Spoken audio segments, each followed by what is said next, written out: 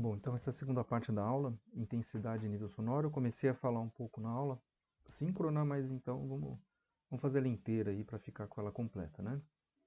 Então é o seguinte, isso é o tópico 17.4 do Harden, intensidade e nível sonoro. A gente vai falar basicamente de intensidade na aula de hoje, né? Que a aula seria a aula síncrona, né? E nível sonoro vai para a aula assíncrona, certo? Então quais são os objetivos do aprendizado, né? Então, primeira coisa, é saber que a intensidade sonora, que a gente vai chamar de Izinho, né? E uma superfície é a razão entre a potência, a gente vai calcular a potência, que seria a potência média, que a gente vai fazer essa conta aqui da onda sonora, e a área da superfície, tá? Potência, a razão entre a potência e a área. Conhecer a relação entre a intensidade sonora e a amplitude de deslocamento, tá? Então, a amplitude de deslocamento da onda sonora, tá? A gente vai relacionar uma propriedade molecular com a intensidade que pode ser medida por um equipamento qualquer, né? Qualquer equipamento que mede a intensidade sonora, logicamente. Saber o que é uma fonte sonora isotrópica, tá? No caso de uma fonte sonora isotrópica, conhecer a relação entre a potência da onda emitida da fonte, a distância entre a fonte e um detector e a intensidade sonora medida no detector. Tá? Então, a intensidade que vai sair da fonte e a intensidade que vai chegar no detector. E aí, no caso aqui, essa parte aqui entra para aula, para aula de, para alguns para aula de sexta-feira, para outros para aula de terça-feira, falando sobre o nível sonoro, que é aquela história da escala dB, né? Escala decibéis, né? Que a intensidade é mais complicada de ser calculada, eu já vou explicar o porquê. Então, tem uma maneira mais fácil, na verdade, de fazer essas medidas, que é o chamado nível dB, né? Tá? A gente vai dar uma olhada nisso aqui. Tem que relembrar um pouquinho de logaritmo, tá? Eu vou colocar algumas ideias, ou se não me engano, eu vou deixar alguma nota de aula falando um pouco sobre logaritmo, algumas regrinhas, as regrinhas principais que a gente vai precisar usar, nada muito complicado. E conhecer a relação entre a variação do nível sonoro e a variação da intensidade sonora, tá? Então, intensidade sonora e nível sonoro. A princípio, a gente fala, são sinônimos? Não, tem uma diferença entre um e outro, a gente vai discutir exatamente isso. Quais são as ideias-chave? Então, a gente vai falar sobre a intensidade, que é exatamente a potência pela área. Vamos relacionar, então, essa intensidade não só por um valor, vamos supor, dado uma potência de 30 watts. Não, a gente vai simplesmente a gente vai calcular através da onda sonora, né? Então, a gente vai usar, por exemplo, essa amplitude de deslocamento da onda, né? Essa seria um deslocamento molecular. Aqui tem frequência, tem velocidade, tem massa específica, tem um monte de coisa aqui. Então a gente vai relacionar vários parâmetros físicos com a intensidade efetivamente. E quando a gente tem uma fonte pontual isotrópica, essa intensidade ela vai reduzindo, né? Vai se reduzindo em relação à distância R, né? Vamos discutir isso aqui também. E aí depois para outra aula a gente vai falar do nível dB, né? Aquela escala em decibéis e tal das ondas sonoras e relacionar também com a intensidade mínima, que é aquilo que a gente consegue, o nosso ouvido consegue detectar, né? Na média, né? Então vamos falar sobre esses aspectos na aula de hoje. Então, algo interessante, né, que é um tópico introdutório, a gente está falando sobre tópicos introdutórios, mas, por exemplo, tem aspectos bem avançados que podem ser trabalhados pode ser trabalhados com esses assuntos, né? Como, por exemplo, aqui eu achei dentro de um programa de mestrado, podia ser também um TCC para o pessoal da ambiental, né? Então, o pessoal da engenharia ambiental, engenharia civil, arquitetura, que é um trabalho sobre a exposição da população ao ruído, né? Considerações na cidade de Sinop, lá em Mato Grosso, tá? Então tem bastante, é interessante que na introdução dessa dissertação tem bastante da teoria que eu estou discutindo aqui. E isso é aplicado, por exemplo, no mestrado, né? Para situações reais, né? Do dia a dia, então, um engenheiro ambiental, um engenheiro de segurança do trabalho, que é extremamente importante também. Tá? Então, vale a pena dar uma consultada. Eu não coloquei o link, mas dá uma olhada no Google lá, para quem tiver interesse, dá uma olhada nessa dissertação que é interessante. Bom, primeira coisa importante é diferenciar o que é intensidade sonora, tá?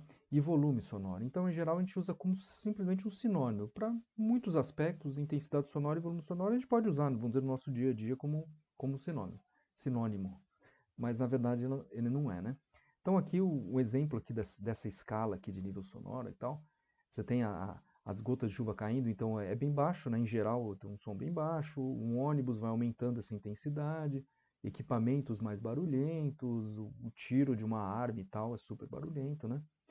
Então isso é o que a gente chama de intensidade, mas a gente relaciona isso com volume, mas tem uma diferença entre eles. Então coloco aqui uma definição que fica bem mais claro, né? Então o volume é o correlato psicoacústico da intensidade sonora. Tá? A percepção do volume está relacionado à variação de pressão gerada por uma onda sonora e, portanto, a sua intensidade. Então efetivamente tem uma relação como a gente espera. Entretanto, essa percepção sonora varia em relação à frequência do som. Tá? Então, depois eu vou mostrar um vídeo que um aluno enviou para mim uma vez, que é o seguinte: você tem intensidade de um som bem agudo e exatamente a mesma intensidade de um som grave.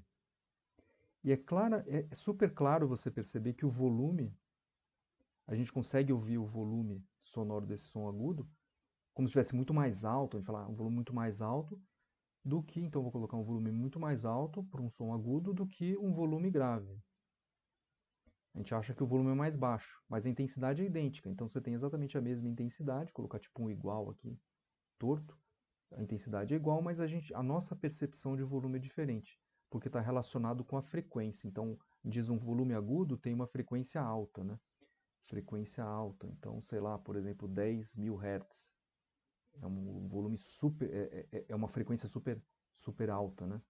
E um volume grave, desculpa, uma frequência grave tem uma frequência, por exemplo, sei lá, 50 Hz. Tá? É um som super grave. Tá? Então é mais ou menos essa ideia aí. E também outro aspecto importante é que o volume é percebido de forma diferente e cada pessoa tem uma percepção diferente. Né? Então, assim como a altura, né? A altura significa, a altura chama frequência, né? A gente fala, os músicos chamam de altura, é a frequência efetivamente, né? A intensidade e o timbre, né? O timbre é que distingue se você tem uma voz fina, grave, e os diferentes tipos de timbre das vozes das pessoas, ou mesmo dos instrumentos.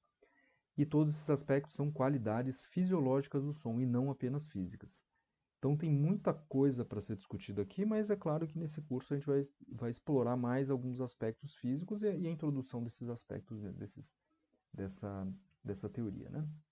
Bom, para dizer que eu não falei em nenhum momento sobre isso, que é super interessante, mas só uma noção geral, como é que a gente escuta, né, as ondas sonoras e como é que o nosso ouvido consegue amplificar essas ondas sonoras. Então, em geral, o aparelho auditivo é separado em três partes. Então, tem o pavilhão auditivo, que é a nossa orelha, que é uma concha, né? Então, sei lá, uma pessoa idosa que já não escuta muito bem, ou mesmo a gente, né, quer escutar alguma coisa um pouco melhor, a gente coloca a mão para aumentar esse tamanho dessa concha, e aí as ondas sonoras elas focalizam melhor no interior aqui do nosso canal auditivo, que é exatamente esse tubinho aqui, né? Esse tubinho é como se fosse um canal auditivo que vai entrar algumas frequências sonoras vão entrar em ressonância. E as frequências sonoras que entram em ressonância são aquelas que a gente vai ouvir melhor, tá? Isso que é bem interessante. Então, uma pessoa, de repente, que ouve muito bem um determinado comprimento de onda relacionado a uma frequência, é porque muitas vezes tem esse canal auditivo com uma distância um pouco diferente de uma outra pessoa, né? Um dos aspectos, né? São vários aspectos, mas um deles pode ser a diferença do canal auditivo, da distância, né? Do tamanho, desculpa, do tamanho desse canal auditivo. Uma criança vai ter um canal auditivo um bebezinho, um canal auditivo bem menor do que um adulto, né? Então isso está relacionado também com a percepção que a gente tem do som e aumenta essa intensidade. E a partir dali, esse som ele vai bater aqui numa membrana, que é o tímpano, e aí tem uma estrutura super interessante que vai gerar um ganho, um ganho na estrutura mecânica do ouvido médio, né? Então isso vai fazer com que esse movimento da membrana vai movimentar esses ossículos aqui todos e vai amplificar efetivamente esse sinal sonoro, e a partir dali, então, vai entrar na parte mais complicada, né, fisiológica mais complicada, que vai gerar um sinal elétrico, e aí efetivamente o nosso cérebro vai detectar vai entender que é um som, né? Então é extremamente interessante. Veja que isso, puramente em cursos de medicina, de saúde em geral, quer dizer, é um ou dois cursos completos só discutindo sobre isso, né? Então é muita coisa para ser falado a respeito. A gente só vai dar algumas noções básicas mesmo, né? Aqui então só para um exemplo mais puxando um pouco para a física mesmo, né? Então o nosso pavilhão auditivo funciona como uma concha, né? E essa concha tem uma série de experimentos e tal que a gente consegue então numa distância muito grande, se você ficar exatamente no foco, como aqui por exemplo também a pessoa tocando e tal, aquelas conchas acústicas e tal. A pessoa está aqui no foco, as ondas sonoras elas são refletidas e as pessoas conseguem ouvir com bastante clareza o som que está sendo tocado, mesmo sem amplificação nenhuma, né? Então é bem legal isso aqui. E aqui, tipo, Museu de Ciência e Tecnologia sempre tem essas conchas, né? Isso aqui, se não me engano, acho que é em Santo André. E aí a pessoa bem longe consegue ouvir com bastante clareza a uma distância, sei lá, de chutar 100 metros, menos 100 metros, vai. E consegue ouvir muito bem por causa desses aparatos aqui que fazem com que o som seja focalizado exatamente no foco aqui dessa concha, né? Então é bem legal isso aí. Bom, mas vamos lá para a teoria um pouco, né? Vamos discutir um pouco essa teoria agora.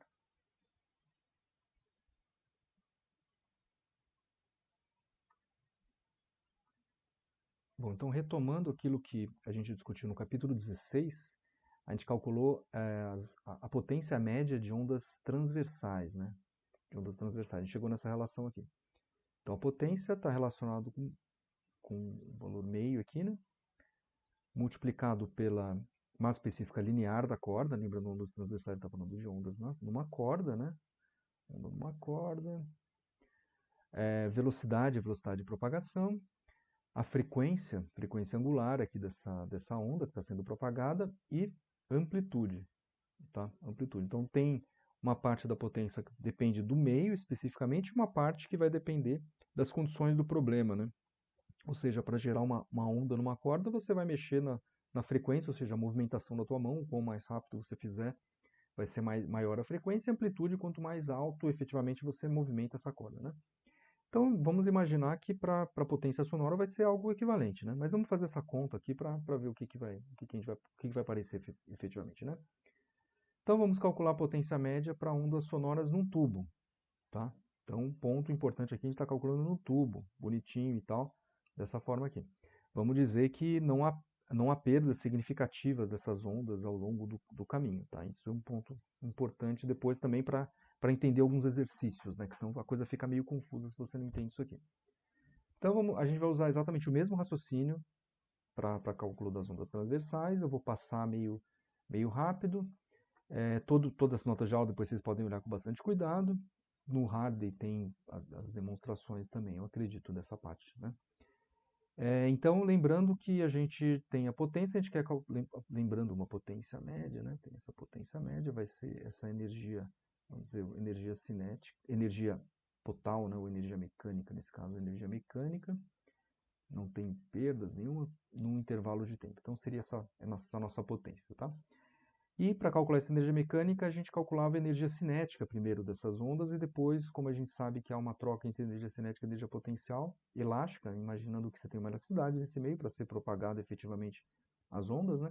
Então aí você usa os mesmos raciocínios de energia cinética para calcular a energia potencial, que vai ser exatamente igual na média, né? Então a energia cinética é meio de mv². Por um elemento, eu pegaria um elemento pequeno aqui, o elemento bem pequeno de área aqui, né? Vai ser um D energia cinética, meio de dm vezes v ao quadrado, onde v vai ser a velocidade de oscilação das partículas, tá? Então isso é importante, não vai ser a velocidade de propagação. Então aqui já vê que já pode até confundir isso aqui. Isso aqui é propagação, v propagação. E esse vzinho é a velocidade de oscilação das partículas, tá? Que são coisas completamente diferentes.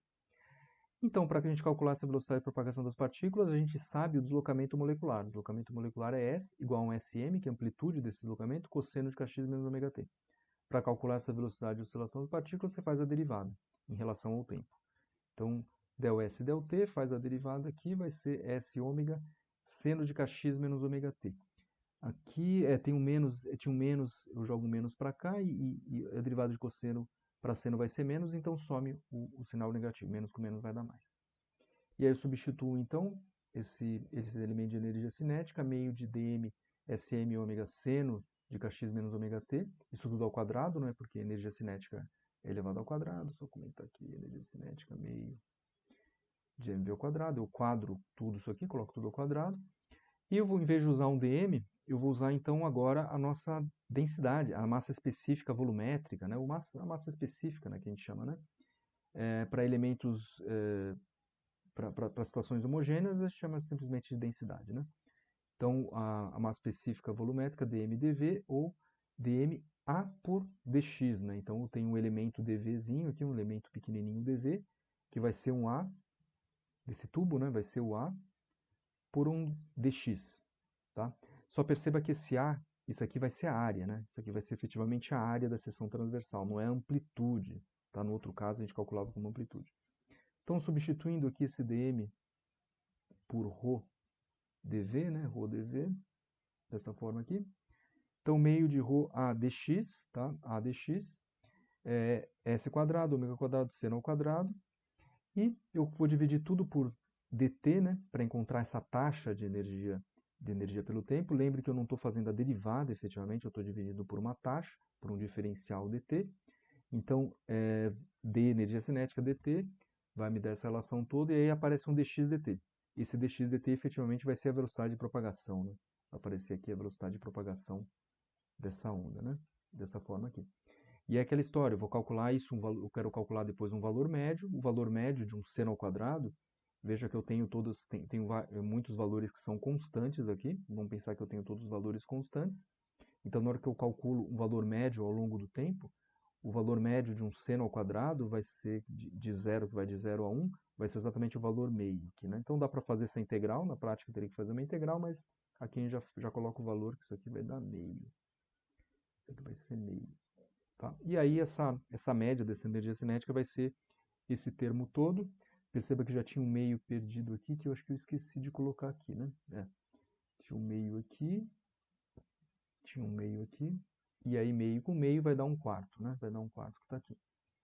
E a ideia é aquela brincadeira. Eu faço, para calcular a taxa média agora da energia mecânica, que é transportada numa onda, na média, energia cinética é exatamente igual à energia potencial, que eu coloco aqui, energia cinética e energia potencial. Você tem, aqui seria, por exemplo, aqui seria energia potencial, energia cinética, elas vão trocando uma em relação a outra, mas na média elas são iguais, né? O valor meio, tá? E aí, como eu tenho energia mecânica, que vai ser a soma de energia cinética mais energia potencial, em vez de ser um quarto, aqui seria isso aqui junto aqui vai ser um quarto, quando eu somo as duas vai dar exatamente meio, né? Que eu tenho aqui dessa forma aqui. Tá?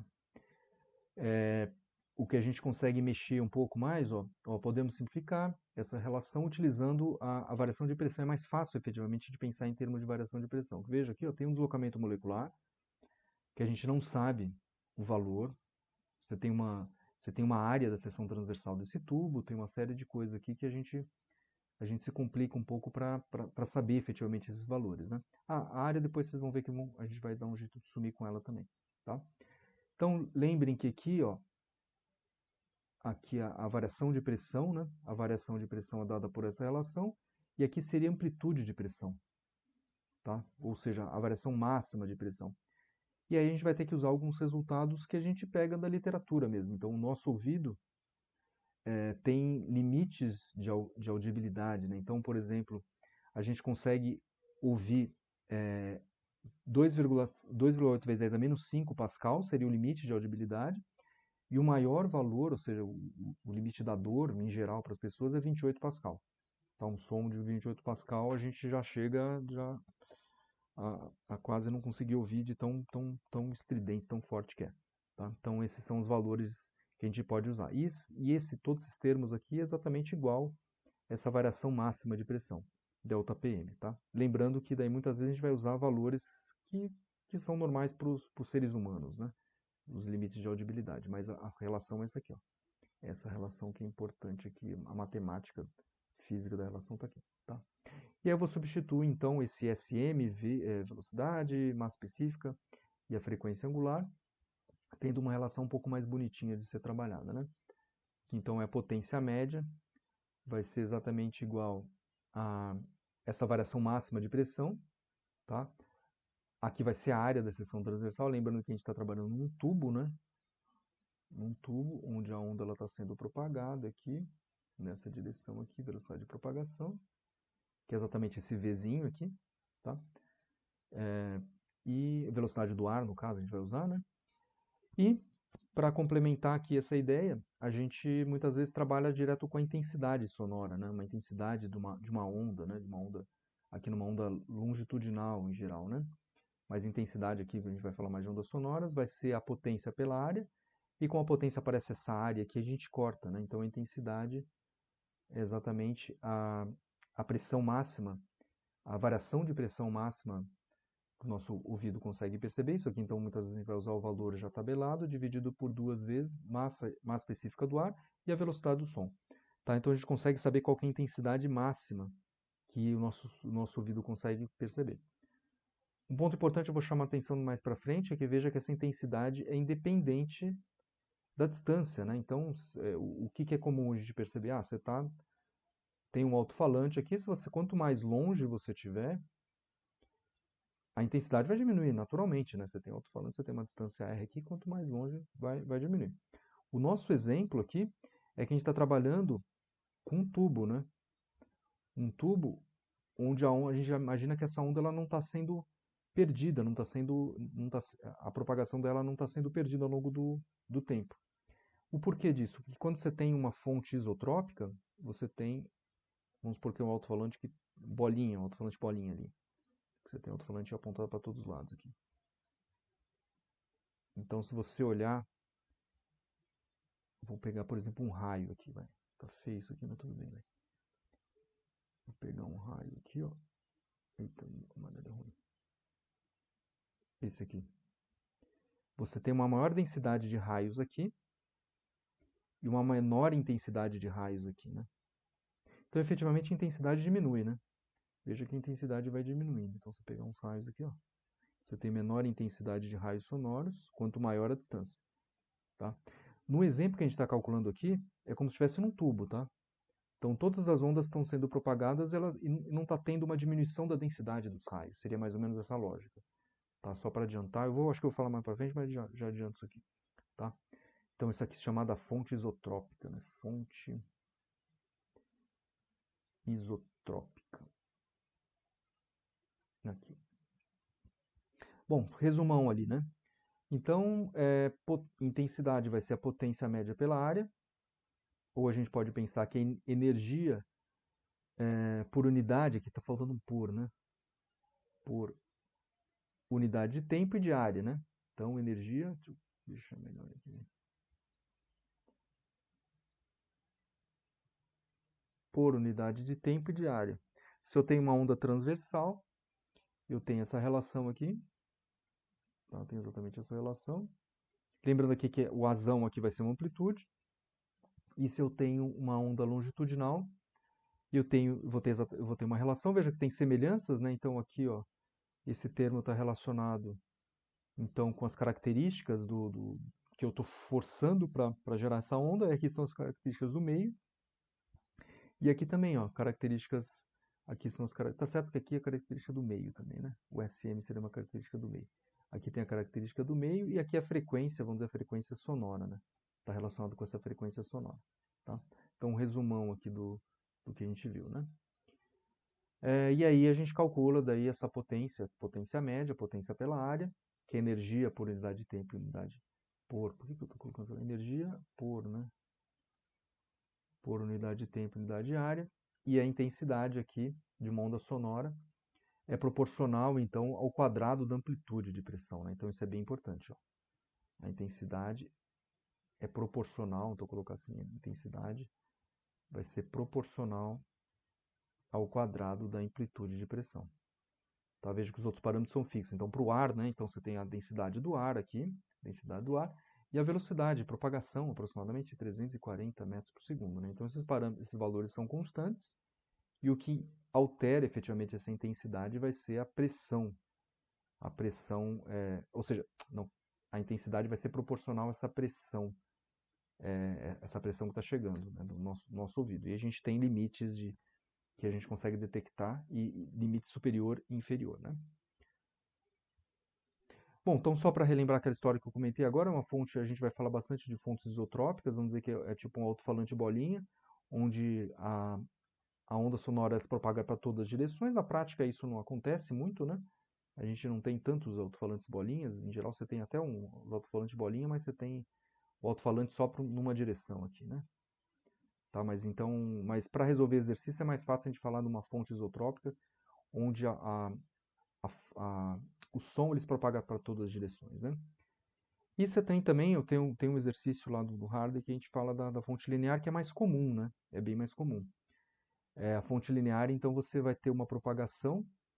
Só um comentário aqui. Então, a fonte sonora você vai ter, vamos dizer, o raio de ação é como se fosse uma esfera, né? Então, a todo momento você pega, então, depois de 1 segundo você tem a propagação a um determinado raio, depois de 2 segundos você vai ter um outro raio da esfera, tá? E no caso de uma fonte linear, que é mais comum em shows, ou mesmo em casa, né? Você tem uma fonte normalmente linear, né? Você vai ter uma propagação mais direcionada, você vai ter uma perda menor dessa fonte, né? Então, por isso que em shows e tal você tem esse tipo de equipamentos, ou em casa e tal você tem esse tipo de equipamento, que aí você não tem tanta perda sonora quanto uma fonte efetivamente isotrópica, né? Então, são os dois tipos de fonte que vão ser destacadas nos exercícios, as fontes lineares, né, que são essas aqui, e as fontes isotrópicas, tá? Então, vamos fazer esse exercício aqui.